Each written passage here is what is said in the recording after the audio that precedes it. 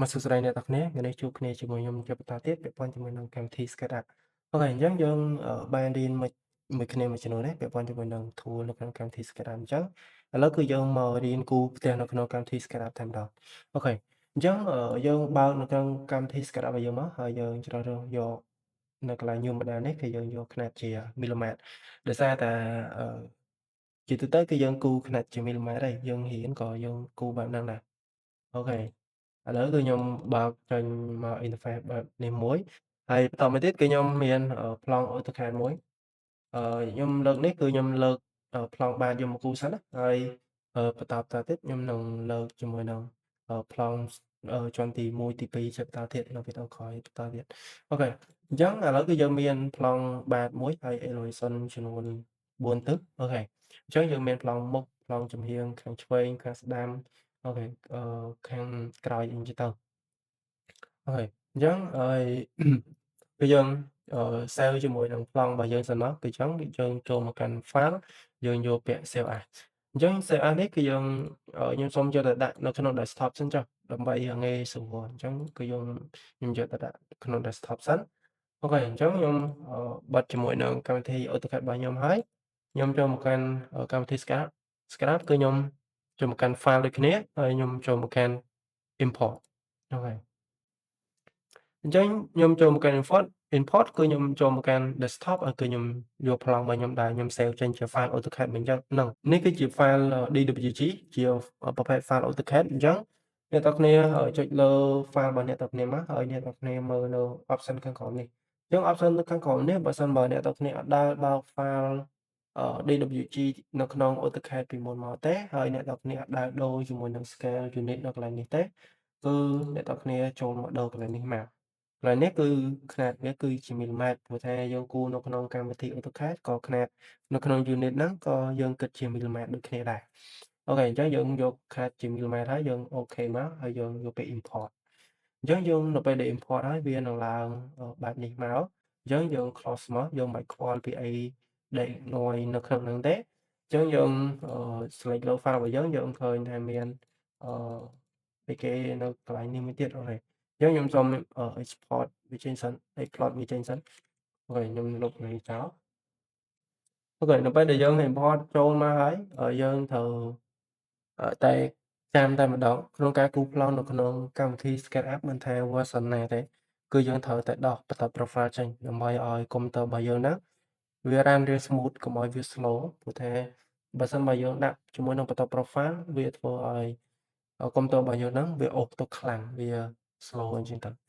អូខេអញ្ចឹងខ្ញុំ import ហើយគឺខ្ញុំសូមគ្រប់ប្លង់មួយដាច់ដោយឡែកពីគ្នាដើម្បីធ្វើការគូរចាប់ផ្ដើមគូរប្លង់អញ្ចឹងខ្ញុំសូមគ្រប់ប្លង់នេះមួយខ្ញុំគ្រប់ប្លង់នេះមួយខ្ញុំគ្រប់ប្លង់នេះមួយទៀតអូខេអញ្ចឹងសូមគ្រប់បន្តទៀតអញ្ចឹងដើម្បីដោះបន្ត profile គឺយើងចូលមកកាន់view នេះមកអញ្ចឹងចូលមកកាន់ view ហើយយើងយកពាក្យ Edit Style នេះហើយយើងយកដោះ profile នេះចេញអូខេអញ្ចឹងយើងឃើញថាline នៅក្នុងកម្មវិធីអឺ SketchUp របស់យើងហ្នឹងវាលែងសូវក្រាស់ដូចមុនវាលែងសូវច្រើនដូចមុនហើយអូខេអញ្ចឹងយើងចាប់ផ្ដើមធ្វើការគូរប្លង់តែម្ដងអញ្ចឹងយើងដឹងហើយពាក់ព័ន្ធជាមួយនឹងខ្នាតមួយចំនួននៅពេលដែលយើងរៀនហ្នឹងអញ្ចឹងយើងក្រឡេកមកមើលប្លង់របស់យើងវិញគឺយើងត្រូវការlevel ផ្ទះរបស់យើងត្រូវការពាក់ព័ន្ធជាមួយនឹងខ្នាតផ្សេងៗនៅក្នុងនេះអូខេអញ្ចឹងដំណាក់កាលទី1គឺខ្ញុំសូមគូរធម្មតាសិនគឺខ្ញុំអត់ទាន់គិតពីល្បែងផ្ទះទេហើយល្បែងផ្ទះចាំខ្ញុំគិតតាមក្រោយអញ្ចឹងខ្ញុំសូមយក rectangle យកមកគូរមួយបែបនេះសិនមកអូខេខ្ញុំគូរយកមកដាក់នៅកន្លែងនេះសិនមកតមកខ្ញុំគ្រប់វាសិនអូខេអញ្ចឹងខ្ញុំគ្រប់វាហើយគឺខ្ញុំសូមប្រើ rectangle មួយទៀតដើម្បីគូរដូចគ្នាដែរខ្ញុំដើម្បីគូរជញ្ជាំងផ្ទះហើយវិធីសាស្ត្រនេះគឺយើងគូរឲ្យវាលឿនគឺយើងមិនបាច់ចាំទៅខ្វល់ពីសសរមិនចាំខ្វល់ពីអីទេយើងគិតតាមក្រោយទៅសសរនោះព្រោះថាសសរនេះវាខ្នាតវា200ប៉ិនជញ្ជាំងដែរទេ200x200ហើយជញ្ជាំងផ្ទះរបស់យើងប្រើជាប្រភេទ IS20 អញ្ចឹងខ្នាតវា200ដូចគ្នា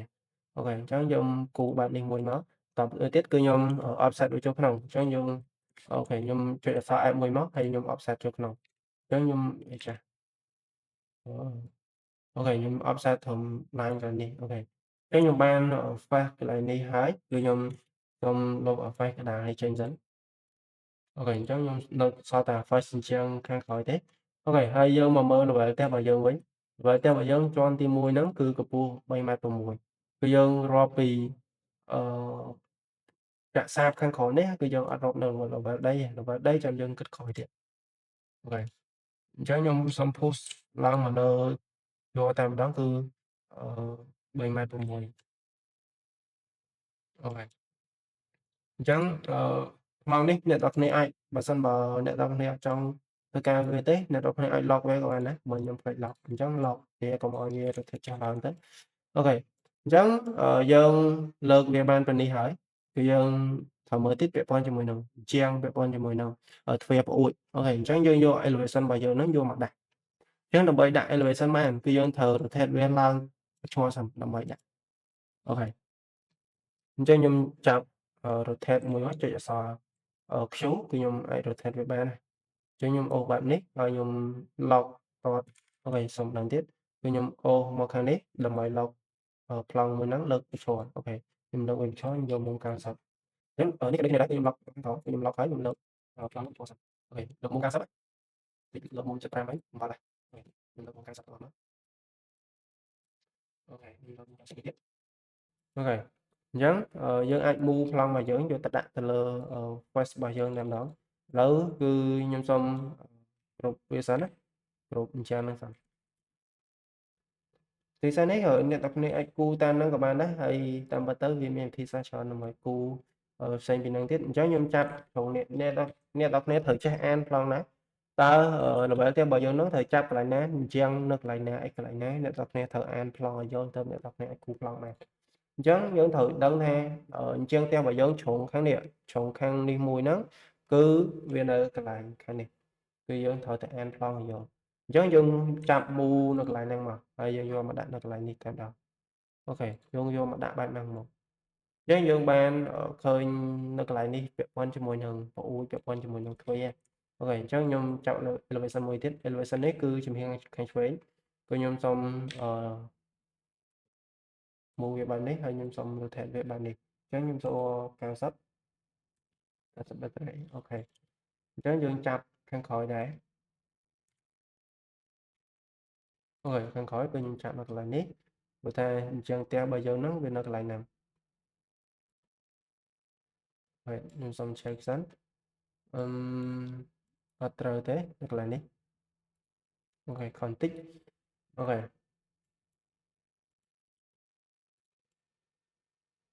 អូខេត្រូវហើយអញ្ចឹងខ្ញុំចាប់ហើយគឺខ្ញុំទុកនៅចោលហ្នឹងសិនហើយខ្ញុំមកមើលប្លង់បន្តទៀតអញ្ចឹងខ្ញុំmirror មិន mirror ទេយើង rotate អូខេយើង rotate មក90មកអញ្ចឹងប្លង់ចំហៀងខាងឆ្វេងនេះគឺយើងចាប់ទៅចាំមកដែរគឺខ្ញុំអូខេខ្ញុំចាប់នៅកន្លែងនេះខ្ញុំយកមកដាក់នៅជ្រុងខាងនេះអូខេយើងមិនបាច់ខ្វល់ពីខាងក្រោមនេះវាទៅណាទៅហើយសំខាន់គឺយើងមើលផ្ទៃខាងលើអូខេនេះបន្ទប់ប្លង់ខាងក្រោយគឺយើងមើលពីខាងក្រោយទៅគឺយើងចាប់កន្លែងនេះមកអូខេយើងយកដាក់នៅកន្លែងនេះអញ្ចឹងយើងអាច push តាមពអួចនេះបានឥឡូវខ្ញុំសូម hit ប្លង់នេះចេញសិន3ប្លង់ elevation ខាងក្រោយនេះចេញសិនអូខេខ្ញុំយក hit មកដើម្បីឲ្យវាស្រួលមើលអូខេអញ្ចឹងយើងចូលមកកាន់ក្រុមរបស់យើងមកយើងគូរកាប់ដាវតែម្ដងគឺយើងគូរបែបហ្នឹងមកហើយយើង push ទៅក្នុងអូខេសំណងទៀតគឺយើងអាច push ទៅក្នុងទៅឲ្យវាដាច់បែបនេះអូខេឬមួយក៏យើងអាចចុច push ទៅយើងយក rectangle មកអូខេយើងយកអា push ហ្នឹងវាយទៅក្រោយ200ទៅក៏វាដាច់ដែរឃើញទេអូខេអញ្ចឹងយើង push ខាងមុខចេញជាទ្វារប្អួយហើយយើងទៅតម្លាក់ hit វិញអូខេខ្ញុំយក edit ហើយយក unhit ហើយយកអឺ all តែម្ដងអូខេអញ្ចឹងខ្ញុំសូមគូបន្តទៀតអូខេអូខេចូល wait ខ្ញុំចូលមកកាន់គ្រប់នៃអញ្ចឹងរបស់ខ្ញុំសិនអូខេខ្ញុំគូបែបហ្នឹងមកហើយយើង push ទៅក្រោយហ្នឹងទៅអូខេខ្ញុំ push បែបហ្នឹងដែរ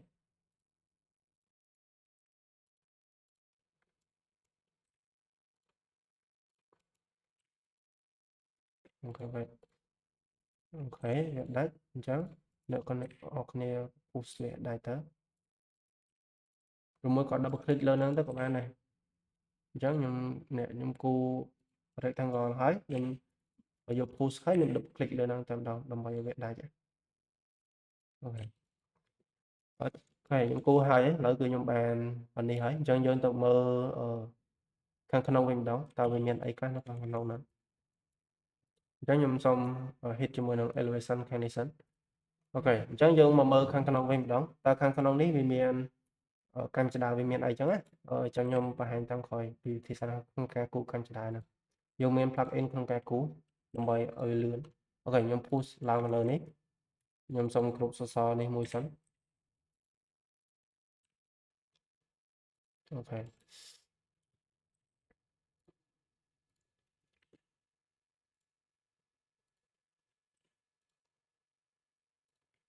អូខេអ្នកទាំងគ្នាត្រូវចាំថាក្នុងការគូប្លង់នៅក្នុងកម្មវិធី SketchUp អ្នកទាំងគ្នាត្រូវចាំបាច់ក្នុងការគ្រប់ឬមួយក៏ make component នៅកន្លែងនេះពីព្រោះថានៅក្នុងកម្មវិធី SketchUp វាបើសិនបើជាប់ face គ្នាគឺវាឆ្លងគ្នាគឺពេលដែលយើងលុបទៅគឺវាមានបញ្ហា error អញ្ចឹងអ្នកទាំងគ្នាត្រូវចាំបាច់ហ្មងគឺគូហើយមួយគ្រប់គូហើយមួយគ្រប់ឬមួយក៏ make component ក៏បានដែរបើសិនបើយើងប្រើជាប្រភេទ object ច្រើនយើងអាច make component ទៅក៏បានដែរអូខេអញ្ចឹងយើងគូបានពីនេះហើយឥឡូវយើងគិតពីល្បែងផ្ទះវិញម្ដងអូខេយើងសូមគ្រប់ប្លង់នេះចូលគ្នាសិនខ្ញុំសូមគ្រប់វាຕົកម្ដុំសិនណាអូខេអញ្ចឹងបន្តមកទៀតគឺយើងគិតពីល្បែងផ្ទះវិញអញ្ចឹងល្បែងផ្ទះកន្លែងនេះគឺយើងចូលមកកាន់គ្រប់កន្លែងនេះមកខ្ញុំសូមលុបចេញកន្លែងនេះតែម្ដងអូខេអញ្ចឹងយើងគិតអីគេមុនគេទីមួយគឺយើងត្រូវគិតពី level នៃកម្មចតានេះតើកម្មចតារបស់យើងនឹងយើងយកកម្ពស់ប៉ុន្មានអញ្ចឹងយើងដឹងហើយថាពីមួយកម្មទៅមួយកម្មគឺយើងយកចន្លោះពី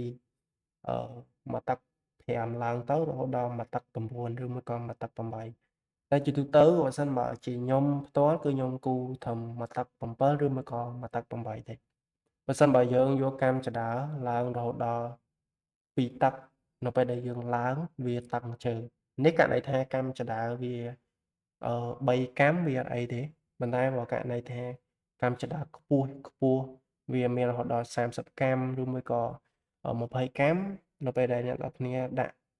កម្ពស់នៃកម្មចតានឹងរហូតដល់2ទឹក2ទឹក2នៅពេលដែលឡើងគឺវាតឹងជើងអញ្ចឹងក្នុងការរៀនអាកាតិកគឺយើងត្រូវដឹងទាំងអស់ពាក់ព័ន្ធជាមួយនឹងខ្នាត standard ក្នុងការប្រើប្រាស់ធ្វើម៉េចដើម្បីឲ្យវាត្រូវជាមួយនឹងអឺយើងប្រើប្រាស់រាល់ថ្ងៃកុំឲ្យវាប៉ះពាល់ឲ្យវាមានភាពងាយស្រួលដល់មនុស្សនិយាយខ្លីគឺយើងគូប្លង់ដើម្បីឲ្យមនុស្សរស់នៅជា standard របស់អាកាតិកអូខេអញ្ចឹងខ្ញុំយក level នៃកម្មចតានេះទៅធំមកទឹក8ទេគឺខ្ញុំអាចយកបានទីផ្សារក្នុងការគូកម្មចតានេះវាមានច្រើនអញ្ចឹងខ្ញុំសូមគូម្ដងមួយសិនណាដើម្បីឲ្យអ្នកទាំងគ្នាមើលអញ្ចឹងខ្ញុំសូមគូលក្ខណៈបែបនេះមកហើយខ្ញុំសូមលុបកន្លែងនេះចេញហើយខ្ញុំពុះស្ឡើងមកលើ180កម្ពស់កម្មចតាខ្ញុំយកតែ180ទេមានតែមកទឹក8គឺខ្ញុំយកប៉ុណ្ណឹងបន្តមកខ្ញុំសូមគ្រប់វាសិនអូខេបន្តមកទៀតគឺខ្ញុំយករ៉ាក់តង់យកគូបន្តទៀតតាមពិតទៅយើងមានវិធីសាស្ត្រច្រើនដើម្បីគូវាតែtrong វីដេអូក្រោយខ្ញុំនឹងមកបង្ហាញពីវិធីសាស្ត្រផ្សេងៗក្នុងការគូកម្មចតាអញ្ចឹងខ្ញុំគូហើយខ្ញុំគ្រប់វាមួយមកបន្តមកទៀតអូខេខ្ញុំទៅខ្ញុំ push វាឡើងមកលើនេះមកតុ8បន្ថែមទៀតហើយអញ្ចឹងយើងឃើញពី level នៃកម្មចតារបស់យើងហើយអូខេអញ្ចឹងខ្ញុំគូធំនេះខ្ញុំលុបឡើងកន្លែងនេះចោលមួយហើយខ្ញុំ push ឡើងមកលើដល់នេះហើយខ្ញុំយកឡើងទៅដល់មកតុ8បន្តទៀតអញ្ចឹងខ្ញុំប្រៀបវាវិញ អូខេអញ្ចឹងយើងឆែកមើលនៅកន្លែងនេះបន្តទៀតតើប្លង់របស់យើងគូរល្បែងផ្ទះកម្ពស់ណាអញ្ចឹងខ្ញុំយកល្បែងផ្ទះបានប៉ុណ្នេះហើយអញ្ចឹងខ្ញុំសូមគូរ voice ខាងក្រោមនេះដើម្បីស្ពស់ឡើងមកលើបន្តទៀតអូខេអញ្ចឹងខ្ញុំសូម hit អញ្ចឹងតែចោលសិនគឺដើម្បីគូរឲ្យវាលឿន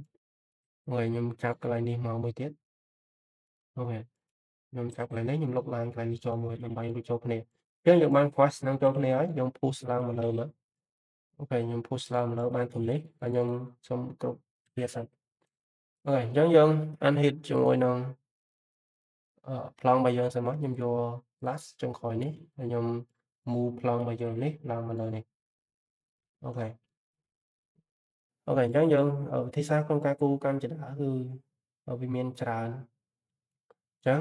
ខ្ញុំសូមចូលគូរឧទាហរណ៍នៅកន្លែងនេះឲ្យអ្នកទាំងគ្នាមើលមួយអញ្ចឹងខ្ញុំសូមគូរសូម select លើ face នេះហើយខ្ញុំសូម copy មួយអូខេនៅពេលដែលយើង copy ហើយគឺយើងចូលមកកាន់ edit ហើយយើងយក paint plus អូខេនៅពេលដែលយើង flash មកគឺយើងបាន flash មួយទៀតនៅលើកាំរបស់យើងដែលមិនមែននៅក្នុងក្រុមអូខេអញ្ចឹងយើងpush វាឡើងមកលើមកគឺខ្ញុំយករហូតដល់15ចុះអញ្ចឹងខ្ញុំយក15នេះគឺខ្ញុំសុំអត់តាន់គ្រប់ទេគឺខ្ញុំសុំទុកនៅនឹងសិនអូខេអញ្ចឹងបន្តមកទៀតគឺខ្ញុំសុំគូរឲ្យវារត់នៅជុំវិញនេះអញ្ចឹងដើម្បីគូររត់នៅជុំវិញនេះឥឡូវទៀតថាខ្ញុំសុំគ្រប់មួយឈឹងចុះហើយខ្ញុំយកអូខេខ្ញុំចេញខាងគ្រប់ខ្ញុំគូរ line មួយបែបនេះហើយខ្ញុំចង់បានកន្លែងនេះឲ្យវាកោងឬមួយក៏អីចឹងចុះឥឡូវទៀតថាខ្ញុំយកចេញមកក្រៅនេះ15ដែរហើយខ្ញុំលើកទៅលើ15ហើយខ្ញុំគូរមកនេះដែរអូខេ15ពេលខ្ញុំបានបែបនេះមួយហើយបន្តមកទៀតគឺខ្ញុំចង់បាននៅកន្លែងហ្នឹងវាកោងគ្នាឲ្យវាកោងលក្ខណៈកោងណាអូខេអញ្ចឹងខ្ញុំយកគូមួយនេះយកមកប្រើ two point មួយនេះ two point x នេះគឺខ្ញុំយកមកចាប់នៅកន្លែង x កណ្ដាលលើនេះមួយហើយនៅកន្លែងនេះមួយហើយខ្ញុំអូសមកខាងនេះហើយបន្តមកទៀតអូខេខ្ញុំសូមលុបកន្លែងនេះចោលអូខេនៅពេលដែលយើងគូរបានfirst បែបនេះហើយឥឡូវខ្ញុំសូម Ctrl X សិនដើម្បីយកវាមកដាក់នៅក្នុងជាមួយនឹងការងារក្នុងក្រុមមួយនេះមកអូខេអញ្ចឹងគឺខ្ញុំសូមយកជាមួយនឹង edit ហើយយក paint plus អូខេ